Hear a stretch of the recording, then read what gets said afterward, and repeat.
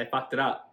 So Little Things was released in 2021, directed by John Lee Hancock, stars Denzel Washington, Rami Malek, and Jared Leto. There are a few other supporting characters, but these are the guys you're coming to see in the film. The basic plot is you've got a serial killer on the loose. Rami Malek is the leading detective. Denzel Washington is now just a country city deputy, and he comes to collect some evidence from the big city. And when he comes back to collect this evidence, he gets dragged into the ongoing investigation. You get that sort of old cop, new cop dynamic between the two. And for the most part, I really like this movie. I think all the characters were relatively well fleshed out, maybe except for Rami Malek's character. He doesn't really have much of a personality, just the fact that he really likes his job and he wants to be a good detective.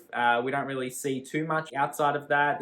There's a little bit of family stuff, but it's only like 2 scenes where you get to see his kids and you see his wife. It doesn't feel like there's much of a connection there for whatever reason. I don't know if it's the actors, I don't know if it's the script, but you don't really give a shit. And that's a problem. When you've got one of your leading characters, the audience, you don't really give a shit about him. You don't really care what happens. There's no stakes. Denzel, on the other hand, you get some idea that he's struggling with some stuff, maybe PTSD. He sees flashes of what we assume are previously murdered women who show up in his apartment, whether he's hallucinating them or, the whole situation is just in his mind itself and it's not playing out in front of us the way we're seeing it as the audience. It doesn't matter. He's got some baggage. And Denzel does Denzel. You cast him in that role, you know he's going to give you what he's going to give you. At this stage, he pretty much plays the exact same character all the time. Similar to Liam Neeson, we don't really care that they play the same character all the time because they're good at it and that's what we like about them. Can't really get mad at Denzel here. I just feel bad for Rami Malek. He's an awesome actor. Dude's got charisma out the ass, but I don't think he was given enough to do here, which is a little bit disappointing because he's awesome. And we already know about Jared Leto. Dude's a fucking genius when it comes to acting. He steals the show, in my opinion, in this movie. The movie itself is pretty slow when Jared's on screen, because he's suspect number 1. Whenever he's on screen, he's constantly outwitting the detectives. He's constantly one step ahead, and he's genuinely creepy too. He plays that creepy bad guy quite well,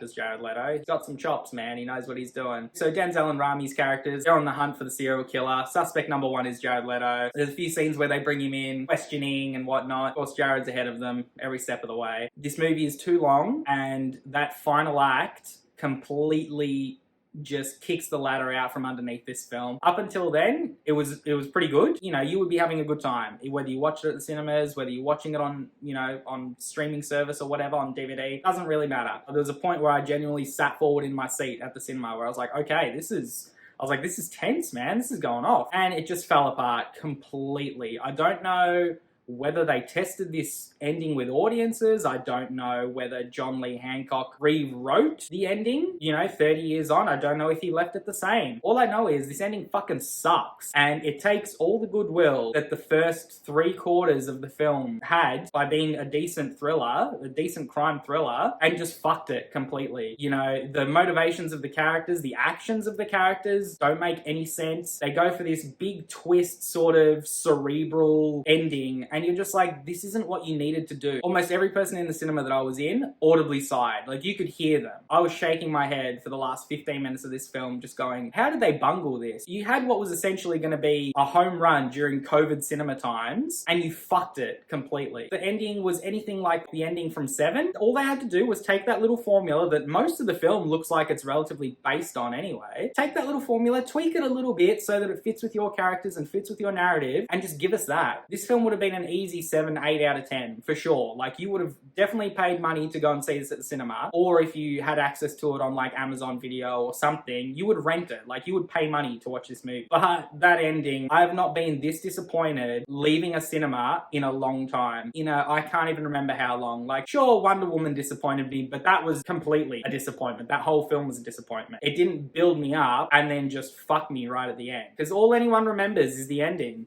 Fuck the first 3/4 of the film. The ending fucking sucked. Final verdict for me, this is I'm harsh, but I reckon it's a 4 out of 10. Like, the level of disappointment this gave me outweighs probably how bad the film is. But the first 3/4 were really quite good, very thrilling, very edge of your seat sort of stuff, and they bungled it. I just want to get my thoughts out there, guys. Want to do a little review, something different. If you guys like it, let me know, and maybe I'll keep doing some reviews. I might go to the cinema. Ours is open down here. Maybe see some movies. If there's any movies that are out that you guys want to see, or you're worried about COVID times to go and see, let me know. I'll go see it for you. I'll let you know how it is. As always, guys, take care. I'll see you on the next one.